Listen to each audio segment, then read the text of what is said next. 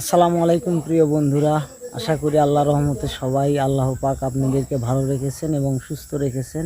আজকে আমি আপনাদেরকে দেখাবো এক নজরে আমার মালয়েশিয়াতে যে সব ফল ও সবজি চাষের যে সমস্ত গাছ আমি লাগিয়েছি সেগুলোদেরকে দেখাবো আজকে।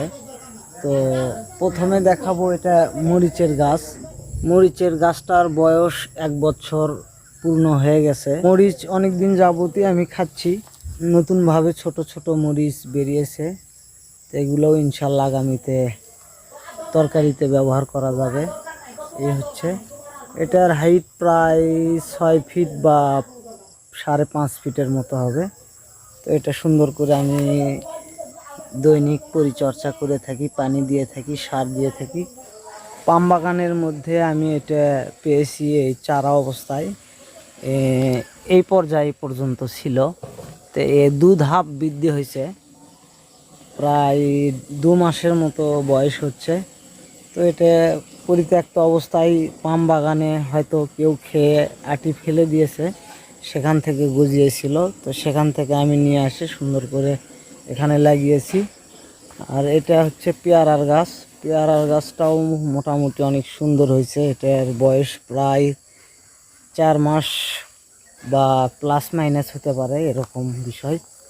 এটা আরেকটা পেয়ারার গাছ, মোট এখানে 2টা পেয়ারার গাছ লাগিয়েছি এবং একটা আমের গাছ লাগিয়েছি। এরপরে এটা হচ্ছে প্রায় 1.5 থেকে 2 মাস বয়স হচ্ছে। এই বাগানটা আমি পরিচর্যা করে এখানে সুন্দর একটা বাগান তৈরি করেছি সবজি চাষের উপযুক্ত করে। তো সেখানেই আমি ভেতরে ঢুকে দেখাচ্ছি।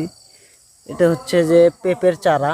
আমরা এখানে পূর্বে থেকেই কিছু পেঁপের গাছ ছিল, সেখান থেকে পাকা পেঁপে খেয়ে এখানে বিচি ফেলে দিই। সেখান থেকে অনেকগুলো পেঁপের চারা অলরেডি গজিয়েছে। তো ইনশাল্লাহ আগামীতে সেগুলো রোপণ করা হবে। তো এটা হচ্ছে ধনিয়া। ধনিয়া এখানে আমি যখন ধনিয়াগুলো ছিটাই তখন প্রচণ্ড পরিমাণ বৃষ্টির আবহাওয়া, এখানে বৃষ্টির মৌসুম, সে কারণে খুব একটা ধনিয়া ভালো ফলন আসেনি। এটা হচ্ছে ঢেঁড়স। এই দিকটা খুব একটা ভালো হয়নি, হয়তো বা ঘন হয়েছে ঢেঁড়সগুলো লাগানো, সে কারণে হতে পারে, অথবা পর্যাপ্ত পরিমাণ এখানে মাটিটা সারের মাটি, এই কারণে গাছগুলোর অবস্থা খারাপ হয়েছে। তো এগুলো বেশ মোটা তাজা হয়েছে। এগুলো তো আশা করা যায় 15 থেকে 20 দিনের মধ্যে আমি সবজি সংগ্রহ করতে পারবো। আর এটা হচ্ছে করলা। তো করলার এখানেও মাটিটা অনেক বেশি উর্বর এবং সার থাকার কারণে খুব একটা ভালো ফলাফল পাচ্ছি না। তো চলেন সামনে চলেন, আরও কিছু সবজি গাছ আপনাদের সাথে শেয়ার করব। এটা পূর্বের ভিডিওতে দেখাইছিলাম বেগুনের চারা। তো বেগুনের চারা আমার নষ্ট হয়ে গেছে। এটা রান্নার পিছনে আমি এই বীজ তলা লাগিয়েছিলাম। তো সেখানে গরম পানি অথবা বিষাক্ত কিছু ফেলে দেওয়ার কারণে সবগুলো চারা নষ্ট হয়ে যায়। তো মোটামুটি 3-4টে চারা এখানে লাগিয়েছি। তো বেশ এটা একটু মোটা তাজা হয়েছে। এটা আশা করা যায় টিকে থাকবে বলে মনে হচ্ছে। এটা হচ্ছে আমার নিজ হাতে লাগানো পুঁই শাক। সবগুলোই আমার নিজ হাতে লাগানো দেখাচ্ছি আজকে। তো এটা হলো পুঁই শাকের অবশিষ্ট ডাঁটা অংশ কেটে এখানে লাগাইছিলাম। তো মোটামুটি 5টা লাগাইছিলাম, 4টে সতেজ হয়ে উঠেছে। ইনশাল্লাহ আগামীতে খাওয়া যাবে বলে এখান থেকে আশাবাদী। আর বেশ কিছুদিন আগে ভিডিওতে দেওয়া আছে আমার করলার চারা, সেটা লাগিয়েছিলাম এখানে। তো সে করলা অলরেডি এসে গেছে। দেখেন কি সুন্দর একটা করলা অলরেডি এখানে বেরিয়েছে। আরও বেশ কিছু এখানে আছে, এখানে ফুল চলে আসছে, কিছু ফলও বের হয়েছে।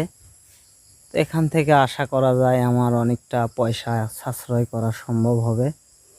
আর রিসেন্ট যে ভিডিওটা ছাড়া হয়েছে, এখানে 9টা, ওখানে একটা, এখানে একটা, এখানে একটা, এভাবে তিনটা তিনটা করে লাইন, তিনটা লাইন, 9টা মোট চারা, মরিচের চারা রোপণ করেছি এখানে। তো আশা করা যায় আগামীতে এগুলোর ফসল পাবো বলে মনে হচ্ছে। এই হচ্ছে বিষয়। আর নতুনভাবে আবার আমার এই করলা খেতে খেতে যেন আবার আমি পরবর্তীতে আমার করলা সবজিটা আমি যেন আবার পাই, সেজন্য আমি আবার এখানে চারা রোপণ করেছি, বীজ বপন করেছি এখানে। তো বীজটা আবার এটা শেষ হওয়া মাত্রই এটাও আবার উঠে যাবে, তখন ইনশাল্লাহ আবার খাওয়া যাবে। তো বন্ধুরা, পরিশেষে বলতে চাই আপনাদেরকে, এই বাগান, আমার সবজি বাগান এবং ফলের চারাগুলো কেমন লাগলো অবশ্যই কমেন্ট করে জানাতে পারেন। আর আমি যে জায়গায় বসে থেকে ভিডিও এডিট করি সেই জায়গাটা আপনাদের সাথে আজকে আমি শেয়ার করি। আমি এই জায়গাটায় বসেই ভিডিও এডিট করি। এই যে দেখেন, এখানে ওই পাম ফলগুলো ওজন করা হয় গাড়ি সহ, লরি সহ, ট্রাক্টর সহ। এটা হচ্ছে অফিস রুম। আর ওখানে আমার এক বন্ধু সহপাঠী বসে আছে, সেও ভিডিও এডিট করতেছে। তো আমি এখানে বসে থেকে আমি ভিডিও এডিট করি। তো এই হচ্ছে ব্যাপার স্যাপার। এই যে এই সমস্ত বিষয়গুলো এখন আমি এডিট করতে বসবো এখানেই। তো সামনে কোনো নতুন ভিডিও নিয়ে আপনাদের মাঝে উপস্থিত হব ইনশাল্লাহ। সে পর্যন্ত আল্লাহ তাআলা আপনাদেরকে ভালো রাখুক, সুস্থ রাখুক, এই প্রত্যাশা করে আজকের মতো এখানেই বিদায় নিচ্ছি। আসসালামু আলাইকুম ওয়া রাহমাতুল্লাহ।